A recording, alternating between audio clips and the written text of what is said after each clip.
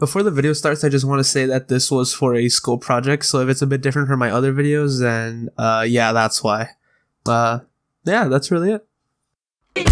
Whoopie scoop, scoop dee whoop, whoop dee scoop dee poop, poop dee scoop dee whoop. College is a place where you are now considered an independent adult, and if you don't know your stuff, it can lead to an unpleasant experience. Some are small, like being disorganized, while others are pretty big, like not being able to sing in the shower anymore. However, I think the one problem students face that is normally overlooked is a bad schedule. Schedules are what you're going to be following for the semester or quarter, and a bad schedule can result in bad sleeping habits, bad work habits, and an overall messy semester or quarter, and you don't want to have that, especially as an incoming freshman. So I'm going to give you 3 tips that will guide you into a great college schedule.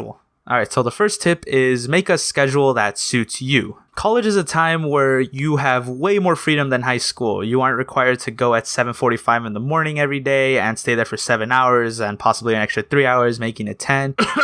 So you can make it yours. Love waking up in the morning? Great. Take morning classes so you have the rest of the day to participate in school activities. Love staying up all night and hate the early hours? Great. Take afternoon classes so you can have the rest of the night to finish that show you watch. Study and prepare for your next exam like a college student. While you can take classes whenever the catalog says you can, I don't recommend taking classes during the night while you're a full-time student. You don't want to be that person that gets invited for a late night out and you have to say, sorry, I can't. I have a lecture during that time.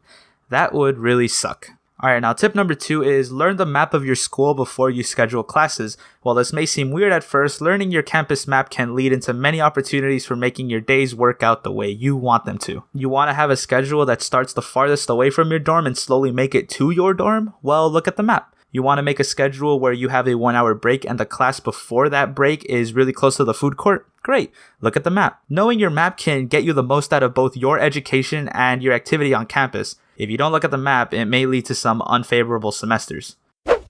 Alright, now time for my next class. Physics. Alright, let me see where it is. I only have 5 minutes, so I better make this quick. Alright,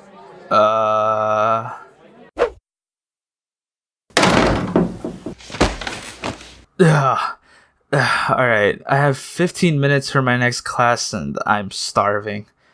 Alright, I can make it if I go straight towards it. Is there any food court or vending machine I could pass by, maybe? Wait.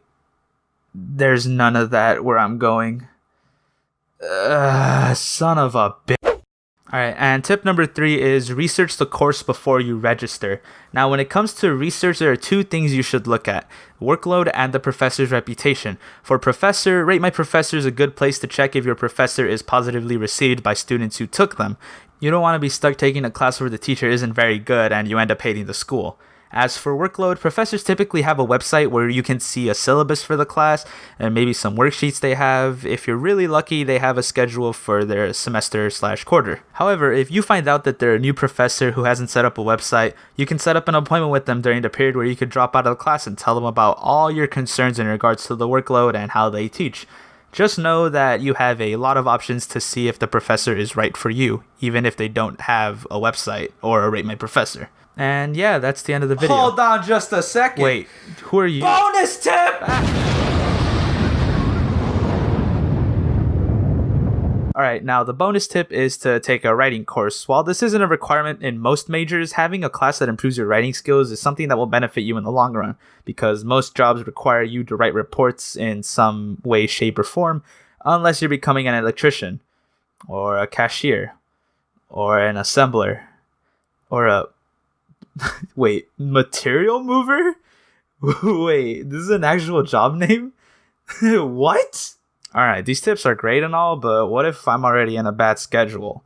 Well, the only thing you could do is drop out of the class and find another class using all the tips, but if you can't do that anymore, then I'm sorry to say that you're going to have to live with it until the semester or quarter is over. I'm sorry, but there isn't any magic solution to this kind of problem once the dropping period is over. And those are my tips for creating a better college schedule. I hope you guys enjoyed, and I wish you guys good luck on your future college adventures. Thank you for watching to the end of the video. Sorry for the lack of uploads recently. I had a lot of schoolwork to do, and I couldn't really find the time to do it, because whenever I would get home, I would just knock out. But anyway, before I sign off, I want to say that I will be going out of the country until July and won't be releasing an animated video until late July, early August. However, it doesn't mean that I won't be releasing a video until then. I'm going to have a Q&A while I do a challenge with some friends, so if you have any questions about myself or my videos, ask away in the comments. That's all I really wanted to say. If you want to stay updated and see some drawings from me, follow my Twitter and or Instagram. Again, thank you for watching, and I hope to make more videos in the future, at least at a frequent rate.